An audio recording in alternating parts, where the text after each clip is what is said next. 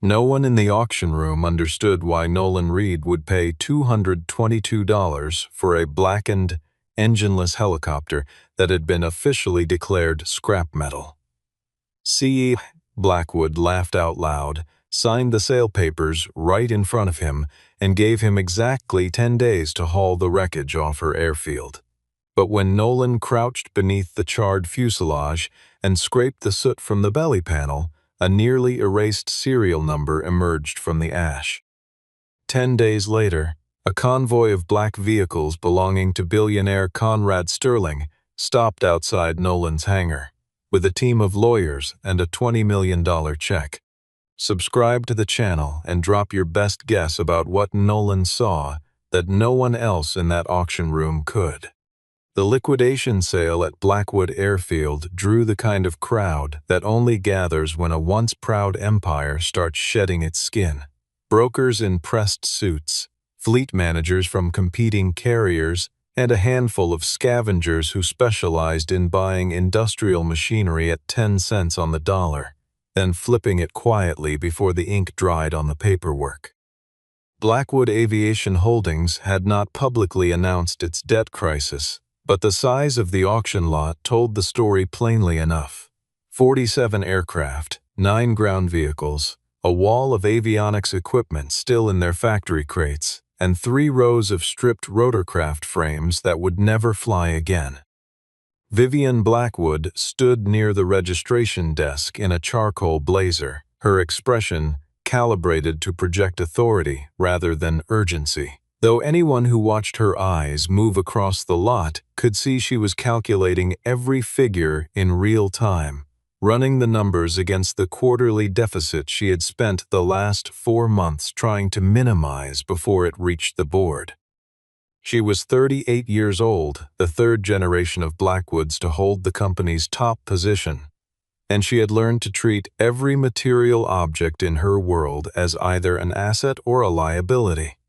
A discipline that had served her well in most situations and was about to fail her completely in one. Nolan Reed arrived 20 minutes before the opening gavel, not because he had anything significant to bid on, but because he needed a backup generator for his repair shop, and word had it. There were 2 of them buried somewhere in the mechanical inventory near Hangar 7. He wore a canvas work jacket that had been washed so many times the original olive color had faded to something closer to gray, and the clipboard he carried held a single handwritten list of 3 items with price limits written in pencil beside each one. The kind of man who planned carefully because he had no room for mistakes. He was 42 years old, broad-shouldered in a way that came from actual labor rather than a gym, and he moved through the auction lot the way a person moves through a library, slowly, deliberately, reading things other people walked past. At the far end of Hangar 12, behind a row of decommissioned turbine housings, he found something that stopped him completely. The helicopter was covered with a gray tarp that had not been changed since the last time the hangar flooded, and when a gust from the open bay doors lifted one corner, Nolan saw a section of fuselage so thoroughly blackened by fire damage that the original paint color was no longer identifiable. The auction listing clipped to the tarp frame described it in 4 clinical lines. Model unknown, no engine present, no airworthiness certificate, sold as scrap only, buyer responsible for removal within 10 days. Everett Slade, Blackwood's chief financial officer, was already moving the crowd toward the next item when Nolan lifted the tarp and crouched low to examine the undercarriage, his hands moving across the frame with a slowness that was not hesitation but attention. He did not look at the damage. He looked at what the damage had failed to reach, and what he saw in those 30 seconds was enough to make his hands stop moving. The airframe was titanium, not the standard aluminum alloy used in commercial rotorcraft of that era, and the rotor hub above him carried 6 vibration-dampening mounts arranged in a pattern he had seen only once before, in a set of engineering drawings that an old man had shown him in a cluttered workshop more than 15 years ago. Nolan straightened up, looked at the serial plate beneath the cowling, and made an offer of $222, every dollar of cash he had left after purchasing the generator. Vivian Blackwood, who happened to be walking the row at that moment with 2 board members behind her, heard the bid and paused long enough to ask whether he planned to turn the machine into a garden feature or a storage shed, and the laughter from her companions carried the specific register of people who are amused by something they assume costs them nothing. When he told her he would move it under his own power and at his own expense, she signed the transfer documents without looking at them a second time, handing the clipboard back to her assistant with the careless motion of someone discarding a grocery receipt. But before Nolan pulled the tarp back down, he angled a flashlight at the belly of the fuselage near the nose section, and what the beam caught in the soot, almost erased, almost gone, made him exhale so slowly it barely moved the air around him. The characters were stamped into the metal beneath 3 layers of char, HX1001. He had seen that designation once, written in the margin of a dead man's notebook beside a warning that had stayed with him for years. If this prototype still exists, do not let Blackwood find it first. Nolan spent $400 he did not technically have on a specialized flatbed transport with a low-profile ramp, charged to a credit line he used for shop equipment and paid down slowly over 3 months whenever a job came in large enough to cover more than rent. It was the kind of financial decision that made his stomach tighten when he thought about it directly, so he chose not to think about it directly and focused instead on the sequence of tasks required to move a rotorcraft with no engine, no documentation, and a rotor assembly that had been sitting unmaintained in a flood-prone hangar for an indeterminate number of years. Cassidy called while he was inventorying the work. She was 17 and had access to the family banking application, and the alert she received when the transport charge processed was enough to make her phone him immediately. He told her the truth, which was that he had purchased something that could either rescue the shop from its 2-year slide toward insolvency, or confirm that his instincts had finally crossed the line from expert judgment into wishful thinking, and he promised to explain the rest when he knew the rest himself. At the airfield, 2 of Blackwood's line crew stopped to watch him remove the rotor blades by hand, not offering to help, making observations to each other that were clearly intended to be heard. Nolan paid attention to the work and not the commentary, because every bolt he turned was giving him information about the machine's construction history, and that information was more valuable to him than anything the audience could offer. Vivienne passed through the hangar a second time and reminded him without pausing that the storage fee after day 10 would exceed the value of the aircraft on a daily compounding basis, which was her way of communicating that she expected him to abandon the project before the deadline arrived. Before she left, Nolan asked her, quietly, without aggression, whether anyone at Blackwood had ever mentioned a program called Halcyon, and the question landed in the air between them with a weight she did not seem to understand, because the name produced no recognition in her expression at all. Everett Slade, who had been standing 6 feet away examining a separate clipboard, turned his head with a speed that was disproportionate to a question about something that allegedly did not exist, and he told Nolan with a precision that was a full degree too sharp that Blackwood had no program by that name, and the question was not relevant to the transaction.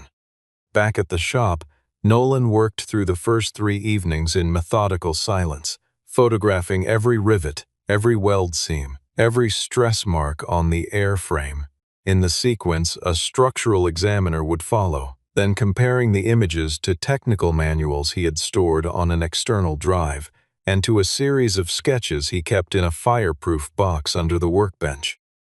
He cleaned the serial surfaces with a chemical solution used for restoring aviation identification plates, isolated the sections of the airframe, that showed evidence of original factory finishing rather than field modification, and sealed 3 internal components in protective foam because he was not certain yet whether handling them without documentation would reduce their evidentiary value later. What the examination confirmed first was that the fire had not started inside the helicopter. The soot pattern ran from the upper rotor mass downward, consistent with flame falling from above, which meant the aircraft had been parked in a burning structure rather than igniting from within its own systems. Beneath the cabin floor access panel, bolted directly into the main structural frame, with hardware that had been installed during original assembly rather than added afterward, he found a fireproof container approximately the size of a large book, sealed with a tool-specific torque pattern that would be obvious to anyone who knew what they were looking for. Inside the container there was no currency, no jewelry, and no conventional document. There was a roll of undeveloped photographic film sealed in a protective canister, a small embroidered patch bearing the Sterling family crest, and a machined metal identification tag stamped with 6 words. Evelyn Sterling, Test Pilot No. 1. The Halcyon HX-1 program produced almost nothing searchable through conventional research channels. A few oblique references in aviation industry newsletters from the early 1980s, a single paragraph in an independently published history of experimental rotorcraft that referred to the program in the past tense and placed its conclusion in 1983, and a corporate press release from Blackwood Aviation dated that same year announcing the discontinuation of an unnamed advanced rotorcraft initiative due to budget constraints. Every source agreed on one thing without variation. The sole prototype had been destroyed in a hangar fire that occurred during the final phase of testing. Nolan spent 2 days reading everything available before concluding that the absence of detail was itself a form of information, because programs that end in ordinary failure tend to generate ordinary documentation, while programs that end in deliberate suppression tend to generate silence. He reached Miriam Chase through a retired avionics instructor who had worked at Briar Glen's vocational program in the 90s,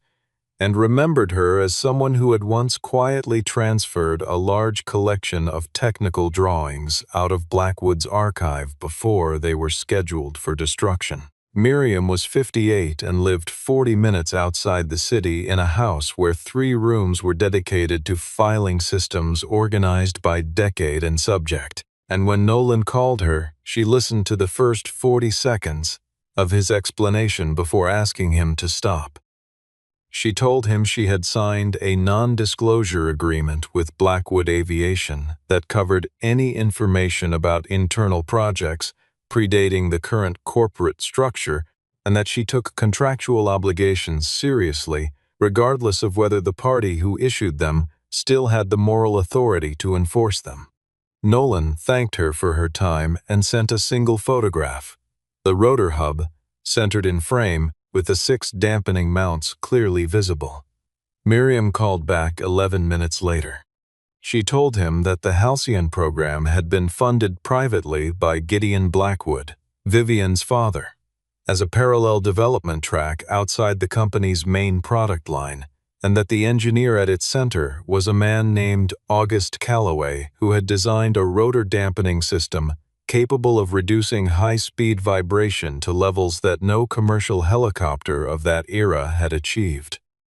The program ran for 4 years and produced 1 complete prototype, which flew successfully on 3 separate test occasions before Gideon's primary investor withdrew his capital and the internal board voted to discontinue.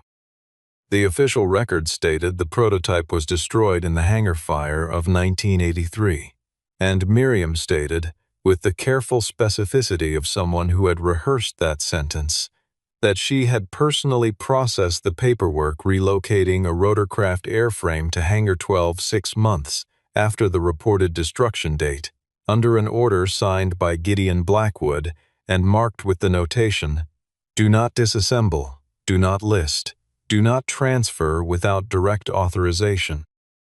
Nolan sent her a photograph of the identification tag, and Miriam confirmed that Evelyn Sterling had been the primary test pilot for the Halcyon program, and that her name had been removed from every official report during the project's closure.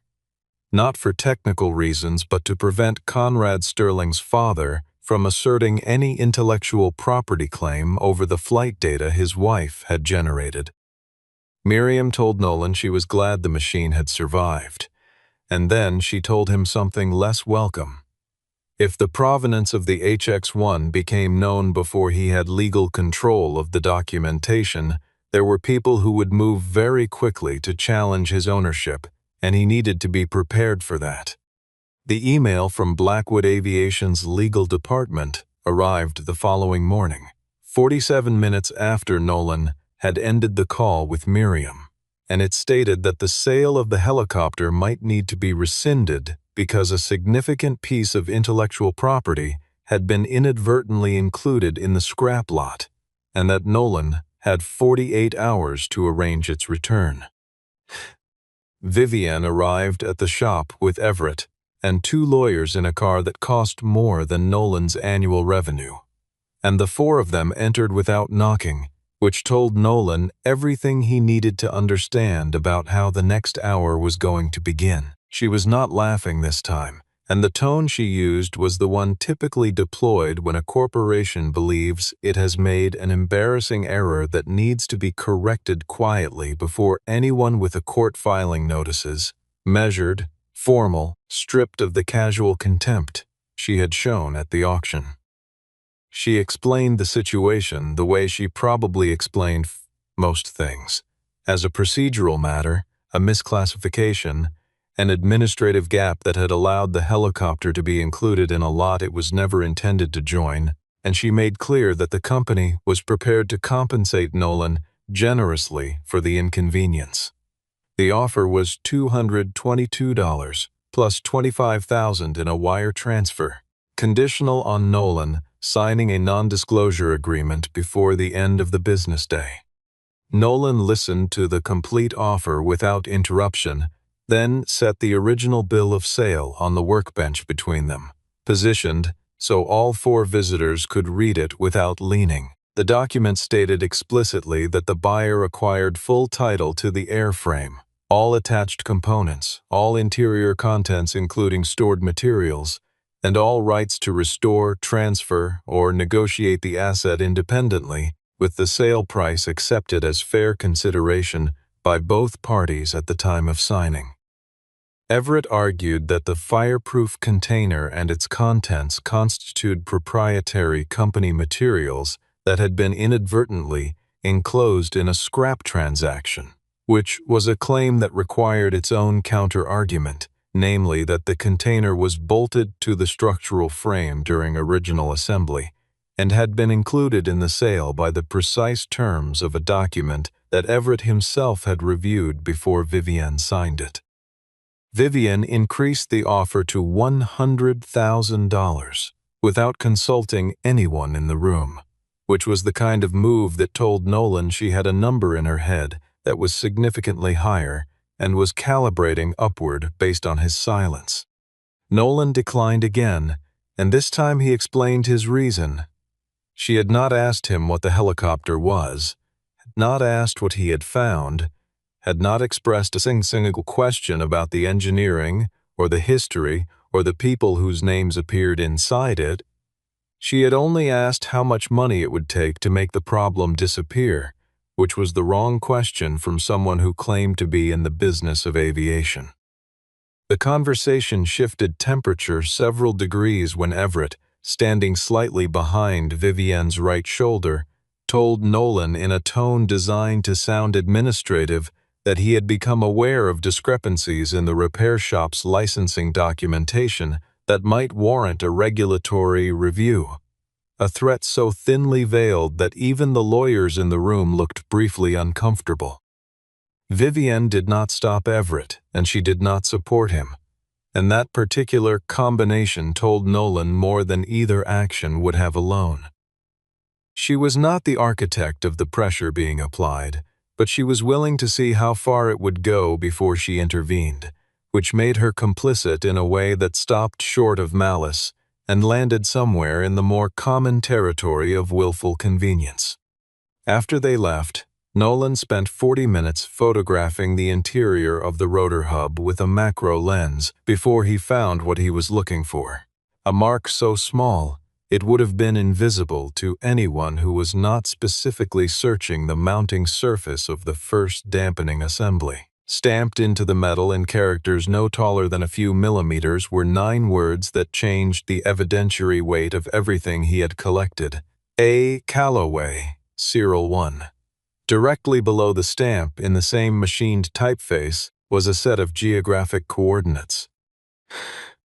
The coordinates led to a building at the edge of the Blackwood Aviation Complex that had been reclassified as a general storage facility sometime in the mid-90s, and which currently held 17 years of accumulated corporate documentation, scheduled for destruction on a rolling basis as the digital archiving project advanced through its various phases. Miriam Chase still held a contractor access card from her last engagement with the company's records department, and she used it with the permission of the overnight archive manager, who understood she was collecting materials for a historical review project. They moved through the building the way both of them moved through most things, methodically, with every action documented, leaving nothing disturbed that had not been specifically examined. What they found in the back section of the archive, in a set of boxes flagged with a red destruction tag dated 2 weeks out, was a collection of materials that should not have survived the 1983 program closure. The original engineering drawings for the HX-1 rotor assembly, annotated in Calloway's handwriting with corrections and notes that dated across a 4-year span. A set of black and white photographs showing Evelyn Sterling standing beside the helicopter at various stages of the test program.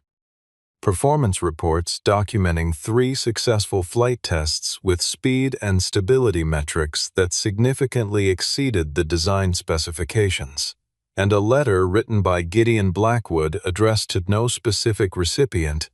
explaining his decision to preserve the prototype rather than destroy it, and requesting that whoever eventually found these materials understand that his intent had always been to correct the historical record when the financial and legal pressures that had forced the program's closure had sufficiently receded.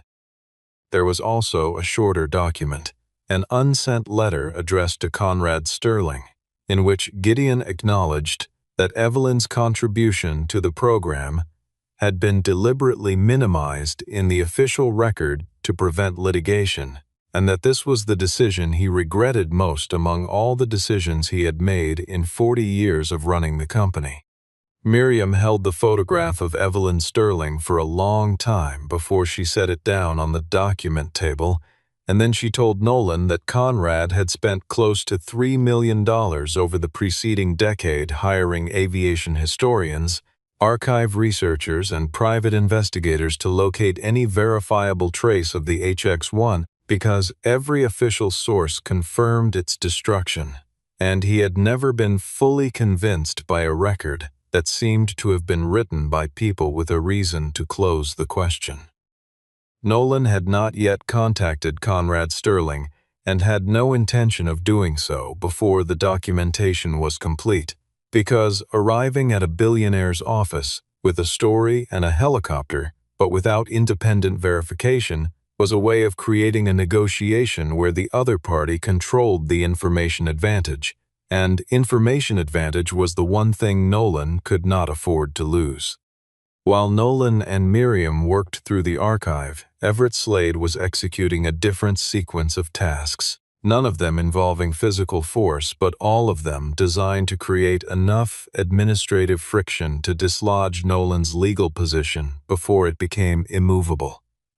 A licensing audit initiated through the State Aviation Board, an inquiry directed to the building management company holding Nolan's hangar lease, all conducted through official channels in ways that were technically permissible but clearly calibrated to apply pressure rather than correct any actual compliance gap.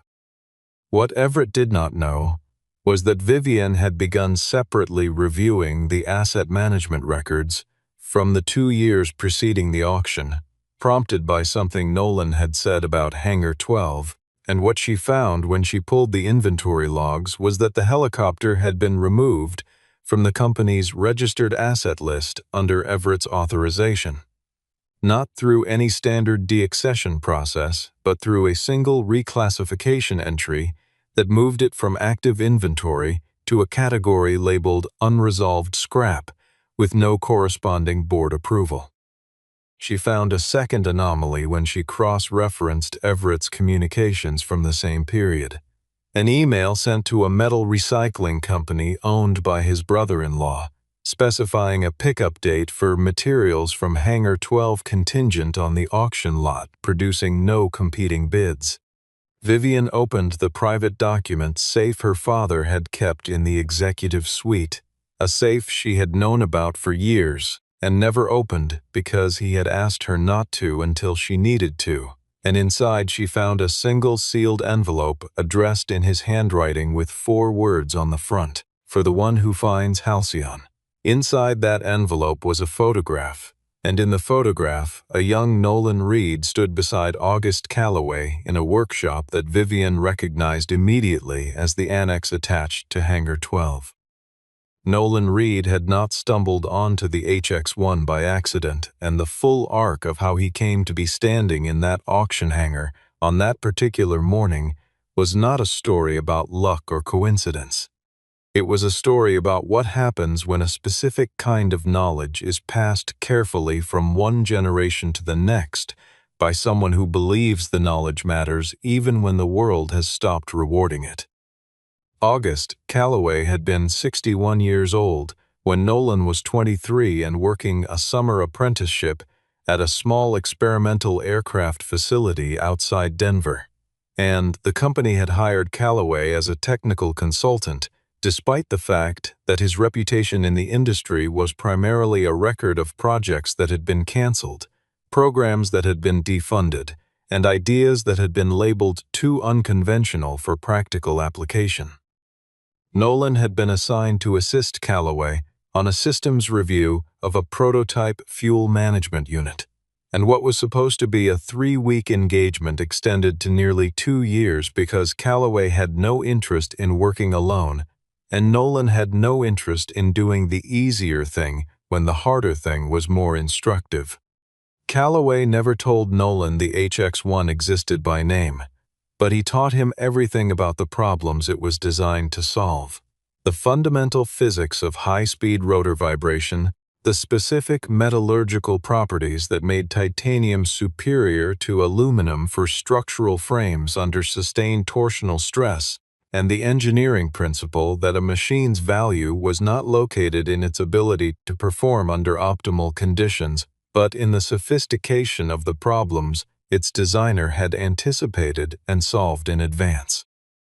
Before Calloway died, he gave Nolan a cloth-bound engineering notebook containing partial drawings and calculation sets for what he described only as a program he had worked on that had ended before its time, and he told Nolan that if he ever encountered a machine that matched those specifications, he should look past whatever condition the machine was in and ask what its original designers had been trying to solve.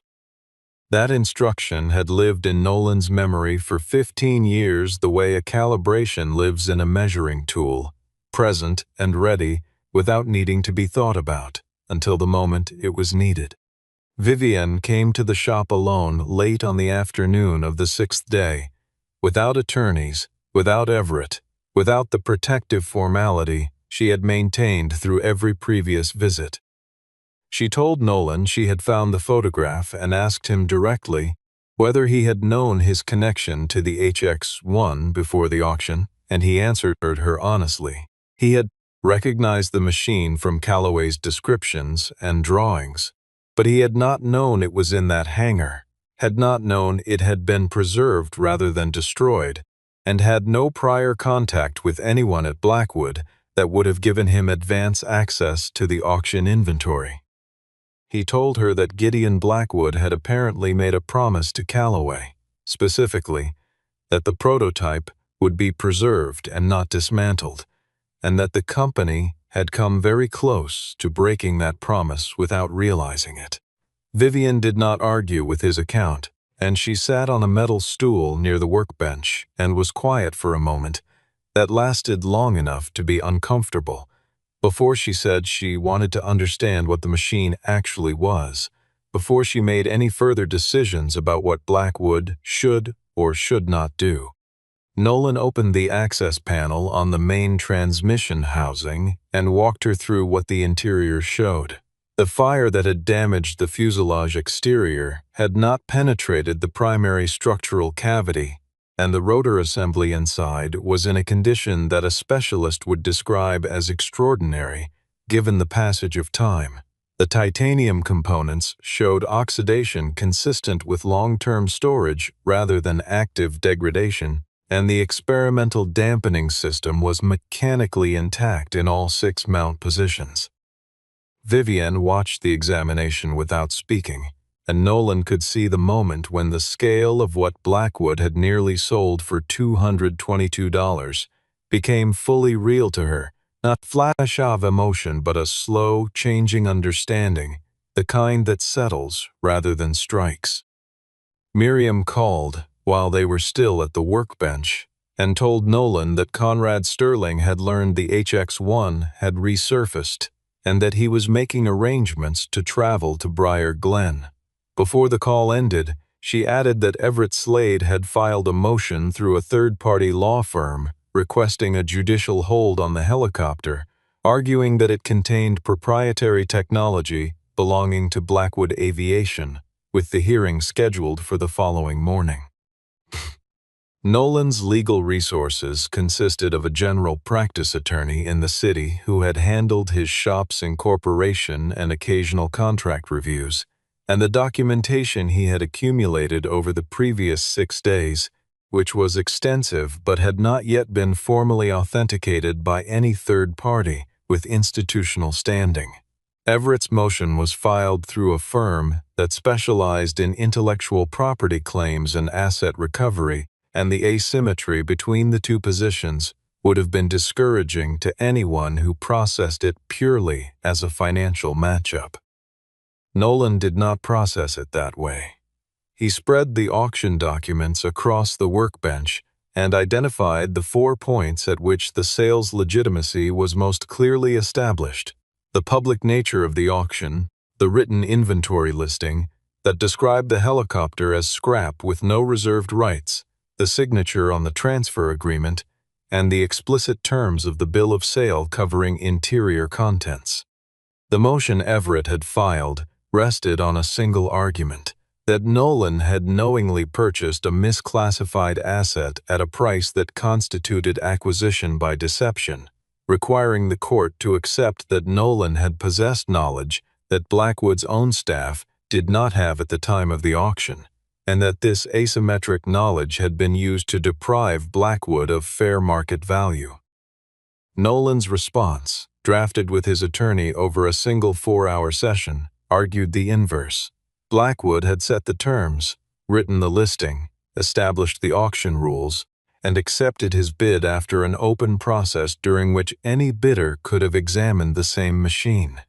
If the company had failed to recognize the value of what it was selling, that failure was Blackwood's own, and it could not be remedied by retroactively attributing to the buyer a deceptive intent that the company's own documentation did not support. The more dangerous development was happening inside Blackwood simultaneously, where Everett was presenting the board with a version of events in which Nolan was characterized as a sophisticated operator who had exploited an administrative weakness to acquire a multi-million-dollar asset for a trivially small sum. A framing designed to make the board feel victimized rather than responsible, and to position Everett as the person who had identified the problem and was working to correct it. Vivian had been listening to this account with a growing sense of contradiction, because nothing she had observed during her visits to the shop matched the portrait Everett was constructing, and the inventory audit she had already initiated was producing results that pointed in a completely different direction. She pulled the full communications archive from the period surrounding the auction and found the email to the recycling company, which documented that Everett had known the helicopter contained valuable materials and had arranged for their extraction through a related party, which was not the behavior of an executive who had accidentally misclassified an asset, but the behavior of one who had deliberately isolated it. Vivian convened an emergency board session and did three things in sequence.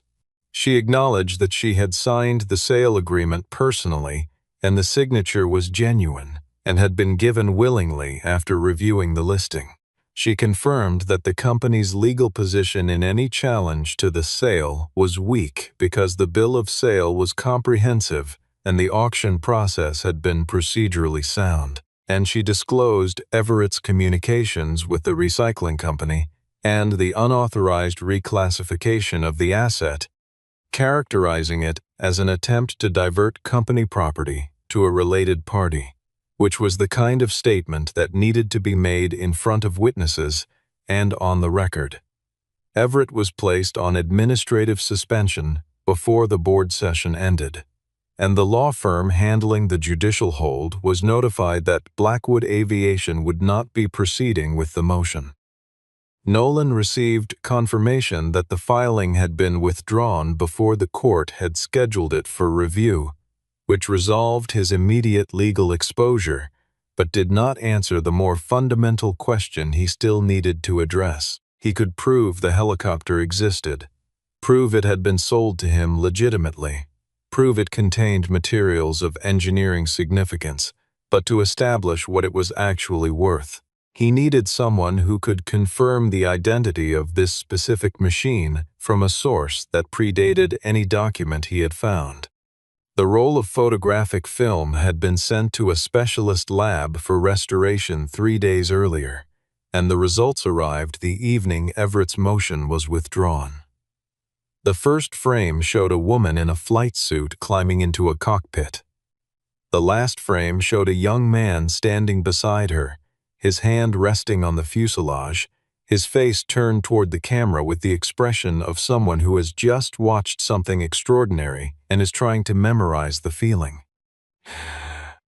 On the morning of the 10th day following the auction, the precise deadline Vivian had specified for removal, a convoy of 4 black vehicles arrived at Nolan's repair facility in a sequence that suggested coordination rather than coincidence. A lead car, a transport vehicle, a second passenger car, and a trailing vehicle that parked across the lot entrance in a way that closed the space without blocking it. Conrad Sterling was 64 years old and moved like someone who had never stopped measuring the structural integrity of things he was about to touch, and when he stepped out and looked at the hangar, he did not immediately look at Nolan. He looked at the building's framing, the width of the bay doors, the angle of the morning light on the interior, and something about that scan told Nolan that the man had spent a long time imagining what this moment might look like before it arrived. Conrad's team included his personal attorney, a certified aircraft appraiser with specific credentials in historical rotorcraft, a former test engineer from a program that had run in parallel to Halcyon during the same era, a curatorial specialist from the Sterling Aerospace Foundation, and a man who carried nothing but a briefcase and was introduced without further explanation. Conrad himself carried a photograph, not one of the recovered film images which he had not yet seen, but a personal photograph that he produced from his jacket and held next to the nose section of the helicopter for 30 seconds before folding it carefully and returning it to his pocket. He told Nolan that his mother had made a specific mark on the airframe during the first full flight test, a pressure scratch on the left side of the nose cowling that she used to mark any aircraft she flew for the first time, and that he had been looking at it for the past 30 seconds. Conrad then told Nolan about Evelyn Sterling in the way people tell stories they have been carrying for a very long time, carefully, with pauses in the right places, leaving space for the weight of specific details. Evelyn had not been hired as the Halcyon program's test pilot from the beginning. She had been brought in during the third development phase when the original pilot flagged a handling instability at high forward speed that the engineering team could not reproduce in ground simulation. And she identified the problem in 2 flights: a resonance frequency in the rotor system that only manifested above a specific combination of airspeed and altitude, and her documentation of the issue allowed Callaway to modify the dampening assembly in a way that eliminated it entirely. The program's final 3 flights, the successful ones, used the corrected system, and Evelyn flew all 3. When the program closed, her name was removed from the flight reports at the instruction of legal counsel, who argued that her documented involvement would create a contractual basis for the Sterling family to claim rights over the program's intellectual outputs, and Conrad had spent nearly 2 decades looking for any evidence that the HX-1 had not been destroyed, because the destruction records had been filed 3 months after Evelyn's death, and he had never believed the timing was coincidental. The appraisal team worked through the afternoon, examining the serial plate, the rotor assembly's unique weld signature, the dampening mount configuration, the performance log recovered from Miriam's archive, the restored photographic film, and a set of handwritten notations on the cockpit panel interior that the curatorial specialist identified as Evelyn Sterling's and cross-referenced against a sample from her personal correspondence in the Foundation's collection. At late afternoon, the appraiser confirmed in writing that the aircraft was consistent in every verifiable detail with the Halcyon HX-1 prototype, serial number 1, and that no evidence existed of a second airframe having been built under the program. Conrad opened the briefcase and set a bank check on the workbench beside the original bill of sale, and the amount written on it was $20 million. Vivian Blackwood and 3 members of her board stood along the far wall of the hangar as witnesses, and the room held its breath in the way rooms do when everyone present understands simultaneously that the number on a piece of paper is only the surface of something much larger. Nolan looked at the check for a long moment without touching it. Then he told Conrad there was one condition that still needed to be settled. The silence after Nolan spoke was not the silence of confusion. The people in that room were too experienced to be confused by a man declining to immediately accept $20 million. But it was the silence of recalibration, the mental adjustment that occurs when a situation does not follow the rules. Everyone assumed it was following. Vivian looked at Nolan with an expression that for the first time contained no calculation at all, only attention, and Conrad remained completely still in the way that people who have learned to read character remain still when something interesting is happening. Nolan set 3 conditions on the workbench beside the check, stated in the same calm, direct voice he used when he was explaining a mechanical problem to a customer who needed to understand it clearly. First, the helicopter was to be displayed in a public institution, not held in a private collection. Second, the installation text would include the names of Evelyn Sterling and August Callaway, and every engineer and technician who had contributed to the Halcyon program, whose name could be verified from the historical record. Third, Nolan would personally oversee the restoration process, not to make the aircraft airworthy, but to preserve it in the condition most accurate to its original state and its specific history, including its history of having been nearly lost. Conrad accepted all 3 conditions without negotiating any of them, and the evenness of his agreement made clear that he had expected something in this territory and was relieved to find it was possible. He explained that $20 million was not simply a market price for a historical artifact, but was structured as the acquisition cost for legal title, the complete provenance documentation, and a permanent agreement that the HX-1 would never be separated from its records or sold as components. And it included a commitment that the Sterling Aerospace Foundation would fund the display installation and ongoing preservation without any further cost to Nolan or claim over his involvement in the restoration work. Vivian, standing at the edge of the group, watched Nolan receive terms from a billionaire and make 3 requests, none of which involved additional money, and the specific quality of her silence in that moment suggested that the event was functioning as a recalibration for her in a way she had not anticipated when she drove to the hangar that morning. The investigation into Everett Slade's conduct had uncovered patterns that extended beyond the HX-1 transaction.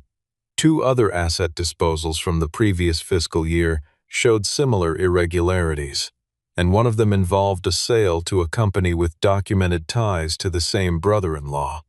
And Nolan had no interest in narrating the outcome of that process beyond what accuracy required. Vivian had addressed the company's staff directly, acknowledged that the auction had exposed a structural failure in how Blackwood assessed the historical value of its assets, and named Nolan Reed by name in the acknowledgement, which was the kind of gesture that meant more because it had not been required. Nolan accepted the apology with neither warmth nor resentment, which was harder to sustain than either emotion would have been. He told Vivian that arrogance was more expensive than technical failure in most industries, but especially in aviation, because arrogance caused people to stop asking questions about things they assumed they already understood, and the thing that nearly ended up in a recycling yard had been the most sophisticated rotor design produced in North America in its decade.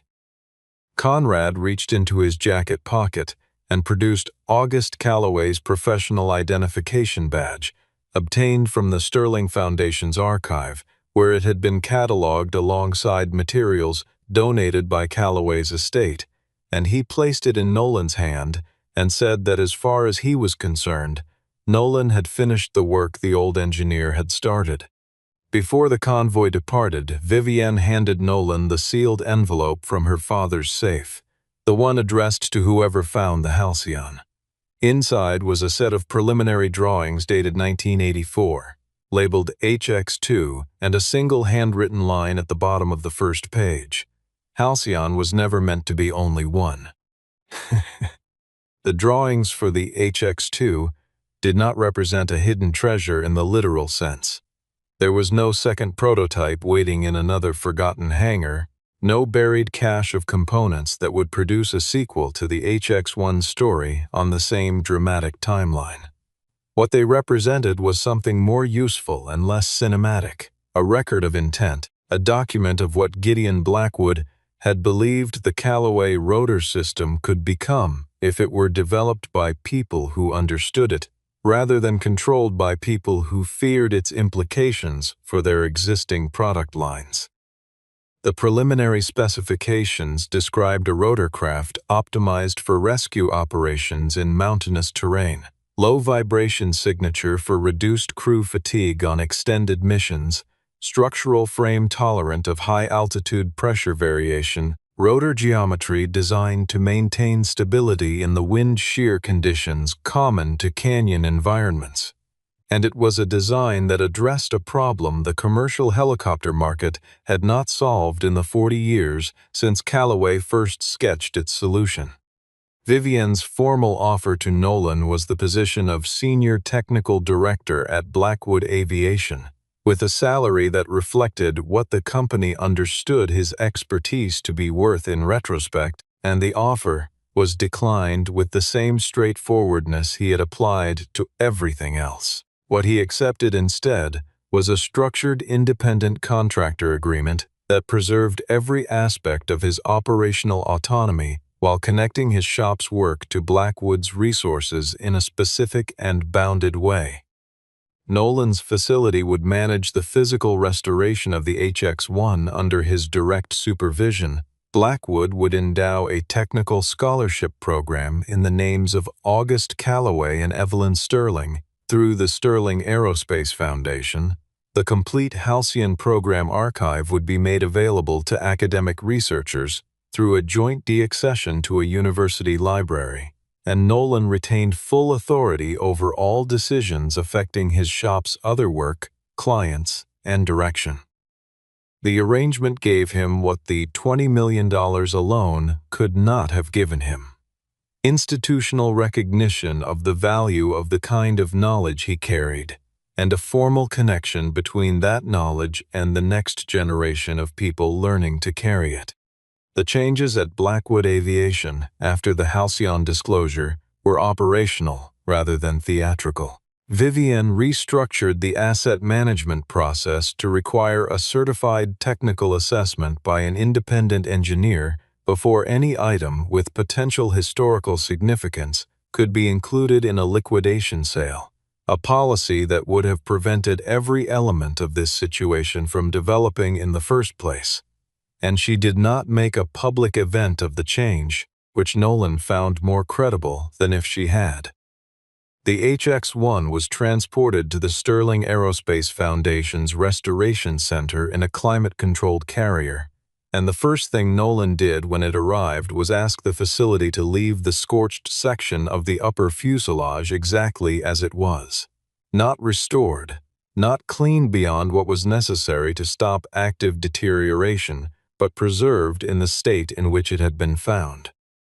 He told the curatorial team that the burn marks were part of the machine's history and removing them would be the same kind of error as removing a name from a record, a tidying gesture that produced a less accurate and less honest result. Conrad Sterling stood in the restoration bay on the first day of the project and watched Nolan work the same way he had watched his mother work, with the particular attention of someone who understands that what is happening in front of them is something that cannot be fully recovered once it has passed.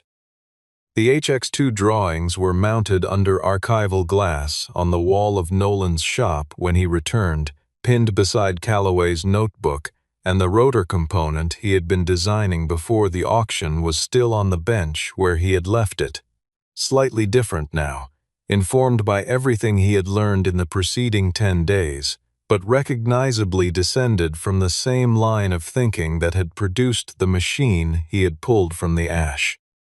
1 year after the auction at Blackwood Airfield, the Halcyon HX-1 was unveiled at the Sterling Aerospace Foundation's museum in its permanent installation, displayed in a way that no standard aviation exhibit used.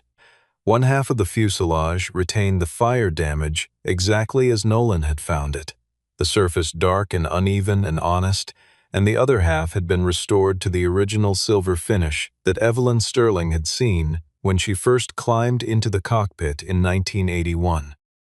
The two states occupied the same machine simultaneously, and the effect was not dissonance but completion, the full arc of a thing that had been made and nearly lost, and then found by someone who was looking for the right reasons. The identification panel beside the helicopter listed 41 names, including every engineer, technician, and flight crew member whose contribution to the Halcyon program could be confirmed through the recovered archive materials, and Evelyn Sterling's name appeared at the top of the list, designated as primary test pilot, with a complete record of her flight test results printed in the accompanying catalog. Cassidy was there for the opening, and she stood in front of the installation for a long time before she turned to look at her father, who was standing near the edge of the room, watching the people who were watching the machine. She had understood for a year why he had spent their last $222 on a burned helicopter, but seeing it here, in this room, with these names on the wall, she understood something different and larger, which was not about the helicopter at all, but about the specific quality of attention that makes it possible to see value in a thing that everyone around you has decided is worthless. Vivian came to the opening without her board, without her assistant, without the organizational architecture that usually traveled with her. And she stood before the exhibit for a moment and said quietly, to no one in particular, that $222 was the worst financial transaction in Blackwood Aviation's history, and the most valuable lesson the company had ever been given for free. Conrad asked Nolan to speak to the press gathered outside. Nolan declined, shook Conrad's hand, and drove back to the shop, where the HX2 drawings were still on the wall and the rotor component on the bench was waiting to find out what it was going to become. He had not spent the $20 million on comfort or visibility, or the kind of distance that money usually buys between a person and the work they were made to do. He had spent it on space, more workbenches and better equipment, and 2 additional apprentice positions. A place where ideas that had been set aside could be looked at again by people with the patience to understand what they were actually looking at.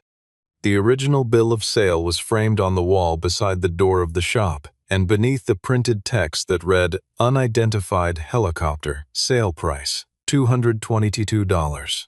Nolan had written 2 lines in black marker. A seller sets the price of a thing. The person who understands it decides its worth